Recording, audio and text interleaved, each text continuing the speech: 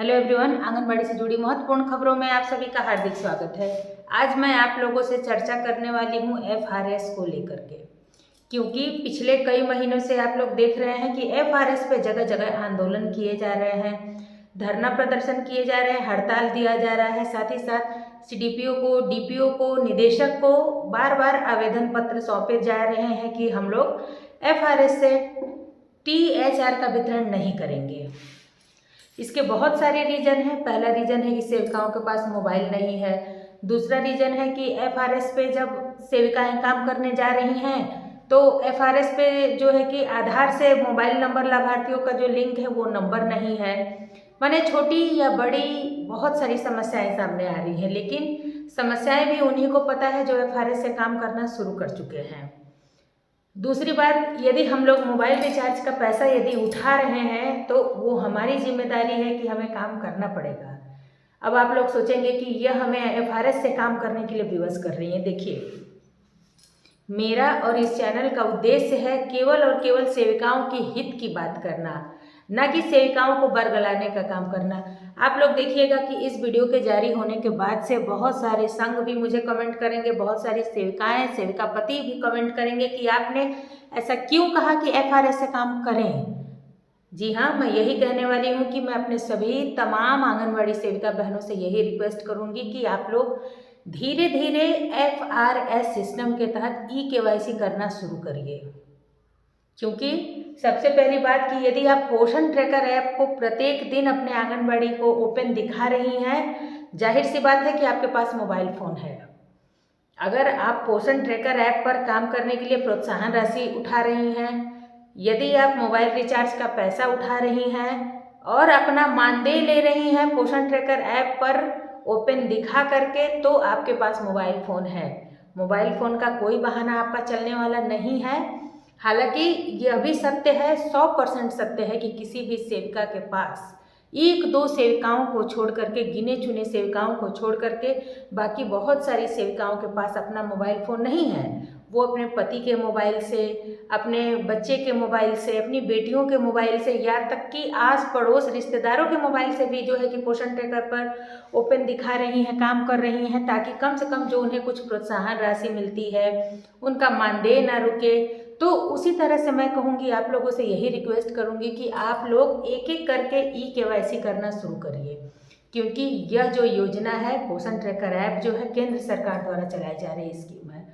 2-4 संघ लड़ने से और राज्य सरकार पर हावी होने से, राज्य सरकार के खिलाफ धरना प्रदर्शन करने से कुछ नहीं होने वाला है। इसलिए बेहतर यही है कि हम लोग काम करना सीख लें। ऐसा बिल्कुल नहीं है कि हम लोग अपनी मांगे रखना छोड़ दें, हम लोग जो है धरना प्रदर्शन में भाग ना लें, अपने संघ के आह्वान पर जो है कि साथ ना दें। बिल्कुल नहीं, मैं ऐसा बिल्कुल नहीं कहूँगी। मैं आप लोगों से कहूँगी, जब भी संघ हमें बुलाता है, जो हमें उचित लगता है, हमें संघ का सहयोग करना चाहिए, संघ के साथ खड़ा रहना चाहिए। यहाँ तक कि यदि कोई भी एक दिवसीय धरना प्रदर्शन हो रही है या जो भी कार्यक्रम किया जा रहा है उसमें हम लोगों को सपोर्ट करना चाहिए, लेकिन FRS के तहत eKYC करना शुरू करिए। क्योंकि बिना eKYC किए अब हम लोग को जो है कि बच्चों के लिए जो पोषाहार के लिए, टेक होम राशन के लिए राशि आती है, उस राशि को सेविका के खाते में जाएगी। यदि हमारा eKYC नहीं हुआ रहेगा, लाभार्थियों का eKYC नहीं हुआ रहेगा, तो राशि रिटर्न हो जाएगी। और यदि आप लोगों ने देखा था कि हड़ताल के दौरान जब हम लोगों ने पोषाहार बाधित किया था, उस समय सेविकाओं को चयन मुक्त किया गया था। हड़ताल के कारण सेविकाएं चयन मुक्त नहीं हुई थी, इस बात को दिमाग से निकाल दीजिएगा कि हम लोगों ने हड़ताल किया इस वजह से हमारी चयन मुक्ति हुई थी। बिल्कुल नहीं, पोषाहार हम लोगों ने बाधित किया था, पोषाहार बाधित करने के कारण हमारी चयन मुक्ति हुई थी। और यदि हम लोग टेक होम राशन FRS से नहीं दिखा रहे हैं, लाख हम लोग रजिस्टर पर काम कर रहे हैं, तो यह पोषाहार बाधित ही कहलाएगी, क्योंकि आपका रजिस्टर अब जांच नहीं हो रहा है। आपका जो जांच हो रहा है पोषण ट्रैकर ऐप पर निगरानी की जा रही है, पोषण ट्रैकर ऐप की मॉनिटरिंग हो रही है। यदि पोषण ट्रैकर ऐप पे हमारा सेंटर ओपन नहीं है, पोषण ट्रैकर ऐप पर गोद भराई सबमिट नहीं है, पोषण ट्रैकर ऐप पर अन्नप्राशन दिवस सबमिट नहीं है, पोषण ट्रैकर ऐप पर टीकाकरण सबमिट नहीं है, पोषण ट्रैकर पर बच्चों का SCM नहीं सबमिट है, THR नहीं सबमिट है, तो इतना समझ जाइए कि अपसेंट हम हो रहे हैं, समस्याएं हमें होने वाली है और हम लोग सरकार के कार्यों को नहीं कर रहे हैं। आप लाख बालवाड़ी पंजी बनाइए, लाख भंडार पंजी बनाइए, लाख THR पंजी बनाइए, टीकाकरण पंजी बनाइए, वजन पंजी बनाइए, लेकिन पोषण ट्रैकर ऐप पर आपने काम नहीं किया है तो आपका कार्य शून्य होगा। इसलिए मैं अपने सभी बहनों से ये रिक्वेस्ट करूंगी कि आप लोग धीरे धीरे eKYC करना शुरू करिए। जिन भी लाभ, ऐसा नहीं है कि हमारे पोषक क्षेत्र में यदि हम 56 लोगों को THR देते हैं तो 56 के 56 लोगों का मोबाइल से आधार लिंक नहीं होगा, ऐसा नहीं है। ज़रूर 10, 20, 30, 40 शुरू तो करें, हम लोग काम करना शुरू तो करें। जब शुरू करेंगे तब तो हमें समस्याएं दिखेंगी, तब तो उस समस्याओं से निकलने का हम रास्ता खोजेंगे। आपको क्या समस्याएं आ रही हैं आप मुझे कमेंट बॉक्स में बताइए और उस समस्या से निकलने का रास्ता मेरे द्वारा आप लोगों को बताया जाएगा। वीडियो पसंद आए तो एक लाइक करें, चैनल को सब्सक्राइब करें, इसे आंगनबाड़ी का व्हाट्सएप ग्रुप में जरूर शेयर करें। सभी से रिक्वेस्ट है, निगेटिव कमेंट करने से पहले इस बात को जरूर ध्यान दें कि हम सेविकाएं किस स्थिति में हैं और हम सेविकाओं की परिस्थिति ना ही राज्य सरकार समझ रही है, ना ही केंद्र सरकार समझ रही है। हर काम को छोड़ करके लड़ाई नहीं लड़ा जाता है। यदि लड़ाई लड़ना है, हमें आगे जो है कि सरकार से अपनी मांगों को रखना है तो काम दिखाना पड़ेगा।